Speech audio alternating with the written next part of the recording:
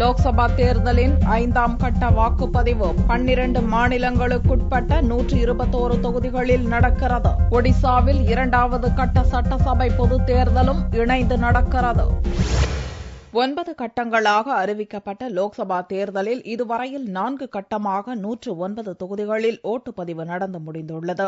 5வது கட்டமாக வியாழனன்று 12 மாநிலங்களுக்குட்பட்ட 121 தொகுதிகளில் தேர்தல் நடக்கிறது. இதுவரை நடந்தவற்றில் அதிக அளவிலான தொகுதிகளில் தேர்தல் நடப்பது இதுவே முதல் முறை. மகாராஷ்டிராவில் 19 தொகுதிகள், ராஜஸ்தானில் 20 தொகுதிகள், உத்தரப்பிரதேசத்தில் 11, பீகாரில் 7, கர்நாடகாவில் 28, ஒடிசாவில் 11, மத்திய பிரதேசத்தில் 10, ஜார்க்கண்டில் 6, மேற்கு வங்கத்தில் 4, சத்தீஸ்கரில் 3 தொகுதிகள், மணிப்பூர் மற்றும் ஜம்மு காஷ்மீரில் தலா ஒரு தொகுதி என மொத்தம் 121 தொகுதிகளில் ஓட்டுப்பதிவு நடக்கவுள்ளது.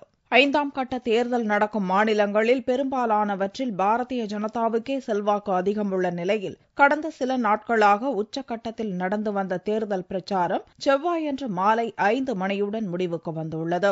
ஒடிசாவை பொறுத்தவரையில் லோக்சபா தேர்தலுடன் 77 சட்டசபை தொகுதிகளிலும் தேர்தல் நடக்கவுள்ளது. மொத்தமுள்ள 147 சட்டசபை தொகுதிகளில் கடந்த 10ஆம் தேதி 70 தொகுதிகளில் சட்டசபை தேர்தல் நடந்தது குறிப்பிடத்தக்கது.